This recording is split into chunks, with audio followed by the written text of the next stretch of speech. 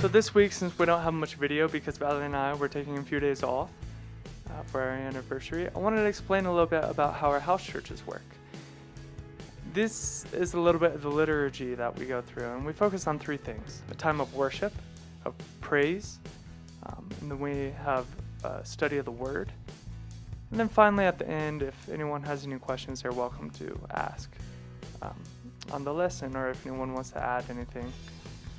But during our time of worship, we encourage all the members of the church to bring a psalm, a hymn, or a spiritual song, just like Paul commands us to do in a couple of his letters to the churches. And they can choose a song out of our own songbook that we have, or if they've written something, or if they are just inspired by a psalm or something, anything that really praises God, and they're welcome to bring it, and we can celebrate that together. Then we have our time of study. One person does prepare the lesson. In the case of my house church, it'd be me. And so what we do is we study chapter by chapter different books of the Bible. We start in a new house church with John, and then we work through different series, always focusing on the Word itself.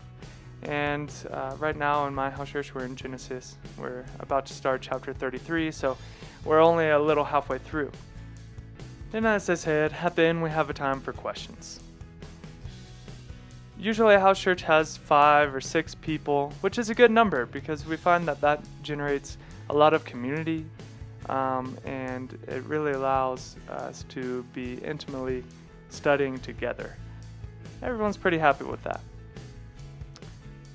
But let's look at the structure now of how the house churches will grow. So right now we have Pastor Cesar, who's at the top, and hopefully down the road we have a plurality of pastors. But for right now, he's discipling these guys in the city: Coco, myself, and Jackson. He meets with us every week and studies what he's put together for Genesis, in the case of the house churches right now. And then we take that to the house churches and we teach it.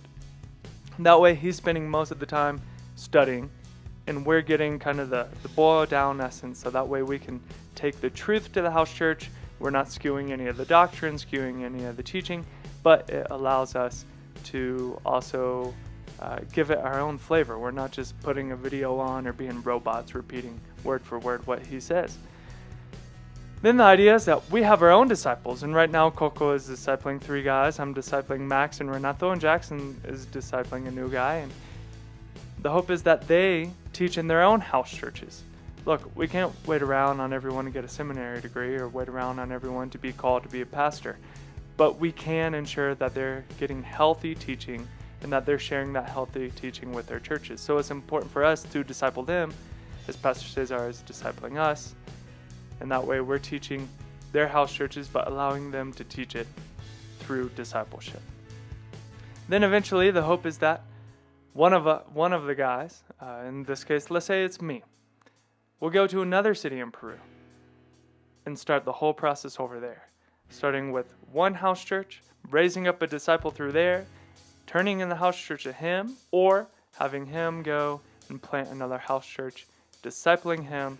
And that way you have a team of discipleship. And that's how we're going to grow.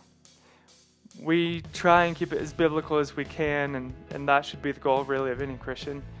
And so we're trying to basically copy the model that Paul carries out from what we can tell in the Bible.